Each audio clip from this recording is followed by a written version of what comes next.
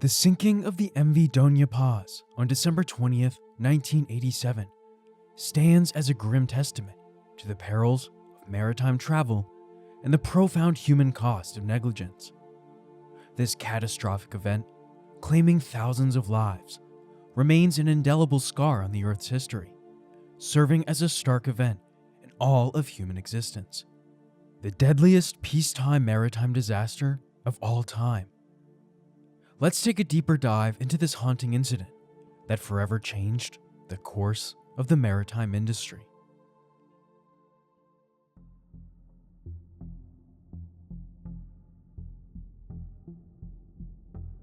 The MV Doña Paz, a passenger ship constructed in 1963, had a displacement of 2,215 tons. Owned and operated by Sulpicio Lines, a prominent Philippine shipping company, the vessel was certified to carry 1,518 passengers and a crew of 60. Sulpicio Lines acquired the Doña Paz in 1975. On the fateful night of the disaster, the MT Vector, a steel-hulled tanker displacing 629 tons, was also involved. Crewed by 13 individuals, the Vector was chartered by Caltex Philippines to transport 9,000 barrels of gasoline, kerosene, and crude oil from Bataan to Masbate. A significant portion of the Philippine domestic shipping fleet comprises second-hand vessels that previously served as cargo and passenger ships in Japan. These ships undergo refurbishment in local shipyards, are rebranded, and marketed as luxury passenger liners.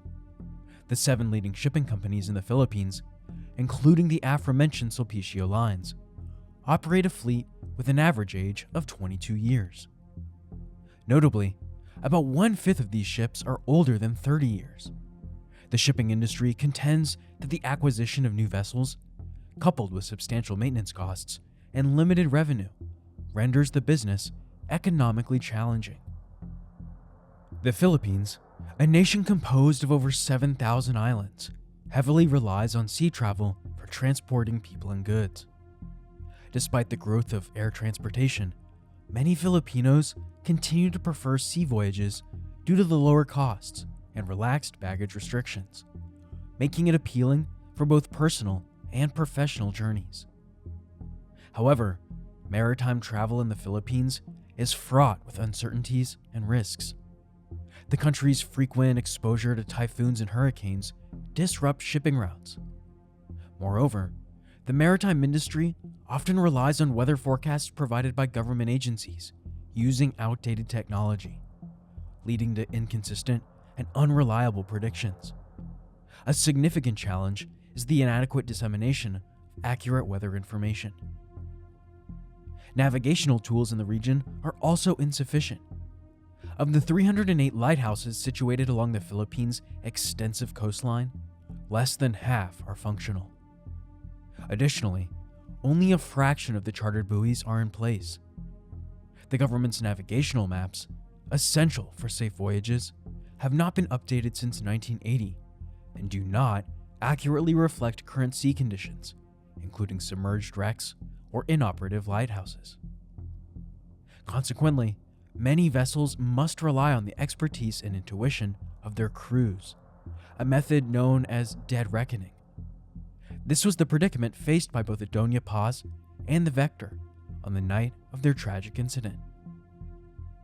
The Philippine maritime industry is also governed by a complex network of government agencies, each with distinct rules and processes. Before a ship can set sail, it must acquire permits from at least 8 different government offices, including the Philippine Ports Authority, the Bureau of Customs, and the Bureau of Plant Industry. The National Quarantine Office also inspects passenger vessels to ensure health standards. The Philippine Coast Guard is responsible for evaluating the seaworthiness of ships through annual inspections. Vessels that pass these assessments receive certifications, while those with deficiencies are required to undergo repairs before they're allowed to set sail. Records indicate that the MV Doña Paz possessed all necessary inspection documents prior to its fateful journey. In contrast, the MT Vector had been identified with steering problems and other defects during its most recent Coast Guard examination. Additionally, its radio license had expired over a year before the disaster, and it was discovered that the ship had sailed without a valid inspection certificate, having presented falsified documents to the Coast Guard. Filipino seafarers, who work on both domestic and international vessels, are licensed by the Professional Regulation Commission. The Philippines is a global leader in maritime manpower, providing nearly 1/5 of the world's ship officers and crew members, with over 180,000 Filipinos serving on international ships. Renowned for their exceptional training and qualifications, Filipino seafarers are considered among the best in the world. It is likely that the crews of both the Doña Paz and the Vector were part of this highly skilled workforce. In the event of a maritime catastrophe, the Philippine Rescue Coordinating Center assumes the lead role in response efforts, adhering to global protocols. While the National Disaster Coordinating Council oversees broader disaster management, the PRCC specializes in air and sea emergencies. Leveraging the capabilities of the Philippine Air Force for search and rescue missions, the PRCC can also enlist the Navy through the Coast Guard, as well as U.S. Air Force assets stationed in the country for civilian crisis support. The Philippine Coast Guard is the primary agency responsible for maritime safety, security, environmental protection, and search and rescue operations within the complex web of government entities regulating the Philippine maritime industry. Despite overlapping responsibilities, the PCG enforces regulations to ensure passenger and cargo vessels are seaworthy. Patrolling a vast maritime territory, equivalent to roughly twice the coastline of the United States, the PCG faces immense challenges due to limited resources. Equipped with a small fleet of search and rescue vessels and aging boats, the Coast Guard must simultaneously address vessel safety concerns and counter threats from piracy, terrorism, and rebel activities, exploiting the country's extensive and vulnerable coastline. Against this backdrop, the Doña Paz and the Vector embarked on their fateful journeys. While maritime incidents are not uncommon in the Philippines, the scale and loss of life in this particular tragedy were unprecedented in the nation's civilian shipping history.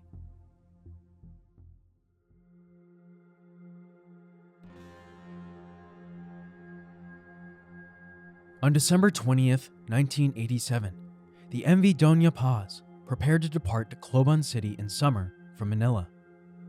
Hundreds of people from Samar, Leyte, and other southern Philippine regions boarded the vessel, hoping to reunite with loved ones or join family in the capital for the upcoming Christmas holiday.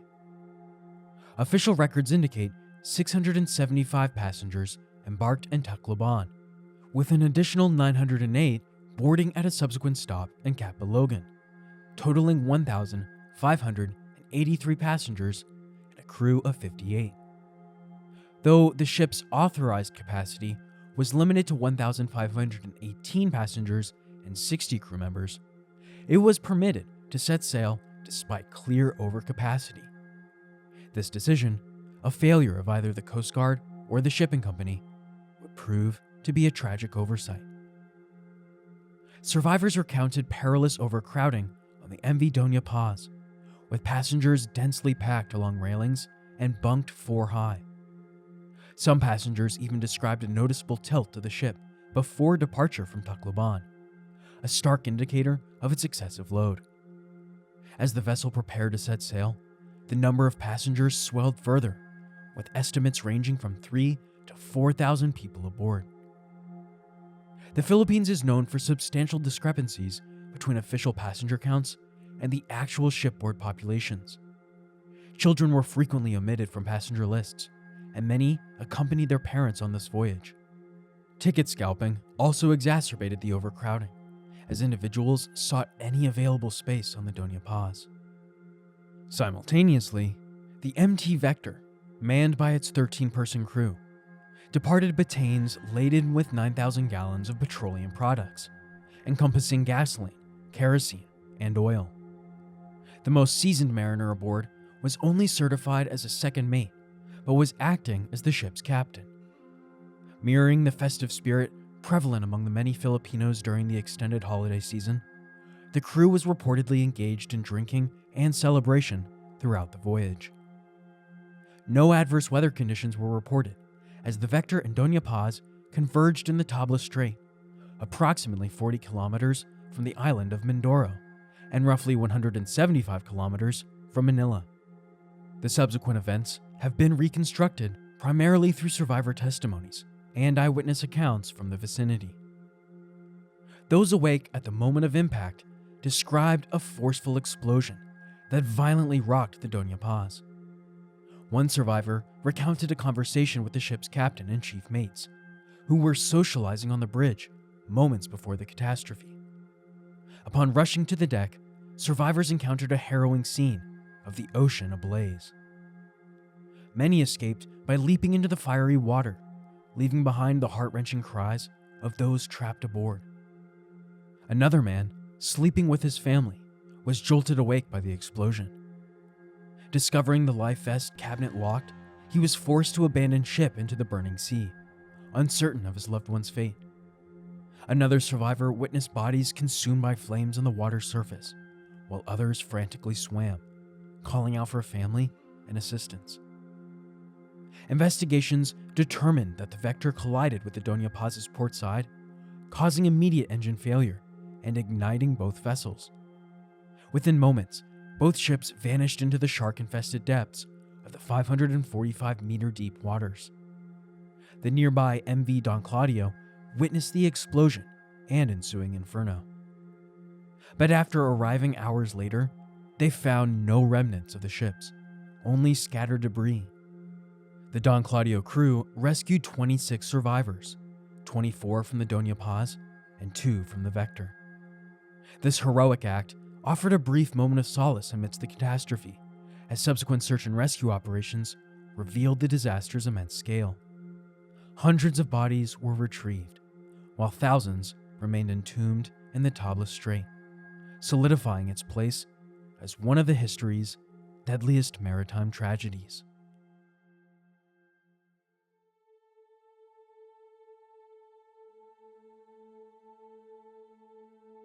The Philippine Rescue Coordinating Council, the government agency tasked with responding to maritime crises, received word of the Doña Paz and MT Vector collision 8 hours after the incident. Initial reports were too ambiguous to initiate a search and rescue operation. Only after an additional 8 hours, with more specific information available, did the Philippine Coast Guard, Philippine Air Force, and U.S. Air Force mobilize. U.S. helicopters and reconnaissance aircraft were the first to reach the scene, but faced initial challenges in pinpointing the exact location. They eventually discovered debris scattered across the water, devoid of survivors. By the time all rescue vessels and aircraft arrived, 16 hours had elapsed, and both ships had sunk. Despite lacking essential medical equipment, the cargo ship Don Claudio rescued 26 survivors from the wreckage and transported them to Manila North Harbor, 175 kilometers away, before any organized rescue efforts commenced. Upon arrival, only a handful of ambulances, dispatched by those notified by the Don Claudio, awaited at the harbor. Survivors with minor injuries made independent travel arrangements, with some reunited with family, and others utilizing taxis, the rest awaiting assistance from the Department of Social Welfare and Development. Those with severe injuries were dispersed across various Manila hospitals for burn treatment, including Metropolitan Hospital, San Juan de Dios Hospital, and Jose Reyes Memorial Medical Center. However, no comprehensive list of individuals requiring medical care was generated by the government agencies overseeing the disaster response. Following the disaster, government efforts concentrated on recovering the deceased. Hundreds of bodies washed ashore on the island of Mindoro, forcing local residents to undertake the grim task of sanitizing and covering the remains to mitigate the stench. To prevent further decomposition near homes, some identified bodies were burned hastily. Subsequently, outbreaks of gastrointestinal and respiratory illnesses affected coastal communities. The Coast Guard enlisted the aid of local boat owners and shipping companies to assist in recovery operations. Ultimately, just over 500 bodies were recovered, many unidentified. The total casualty count remains uncertain to this day, with thousands believed entombed within the Doña Paz wreckage. Public outrage initially targeted Sulpicio Lines, the Doña Paz owner. Grieving families demanded accountability outside company offices. In response, Sulpicio Lines blamed Caltex Philippines for employing the Vector, the vessel deemed unfit and carrying hazardous cargo. Multiple government agencies launched independent investigations, producing conflicting findings. The Board of Marine Inquiry, Senate Committee on National Defense, Coast Guard, and Congress conducted separate inquiries. A congressional investigation concluded shared responsibility between the Doña Paz and Vector, citing unqualified crews on both ships. The inquiry also highlighted government neglect of the maritime industry as a contributing factor. The Marine Board of Inquiry solely blamed the Vector, citing hazardous cargo without permits, unseaworthiness, and crew incompetence. The Senate investigation attributed blame to both vessels and criticized government support for the shipping industry. The government mandated Sulpicio Lines to provide 30,000 pesos in compensation to each victim's family. A claims processing center, staffed by both company and government personnel, was established in Manila. While Sulpicio Lines insisted on a passenger count of 1,583, they agreed to process claims from anyone presenting proof of relatives on board the Doña Paz. Over 3,000 families filed claims, some fraudulent, while others lacked necessary documentation due to poverty. Legal recourse, including a class action lawsuit, was unattainable due to exorbitant fees. Survivors received neither compensation nor post-disaster counseling, though the company assisted with medical bills. Accepting the 30,000 pesos compensation required signing a waiver, and despite repeated attempts to enforce maritime safety through penalties, accountability for subsequent maritime disasters remains elusive. The Doña Paz tragedy surpasses even the Titanic in scale, stemming from various factors contributing to a history of Philippine maritime accidents. Vessels of questionable seaworthiness, operated by undertrained crews, compounded by outdated communication systems hindering emergency response, and exacerbated by passenger overloading and inadequate medical care, all led to catastrophic loss of life. Preventing future disasters necessitates strict enforcement of existing laws and creation of new regulations. The shipping industry must modernize vessels and equipment while adhering to safety standards.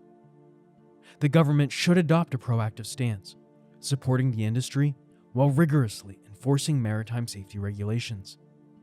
May a repeat of the Doña Paz incident never occur in this lifetime or the next.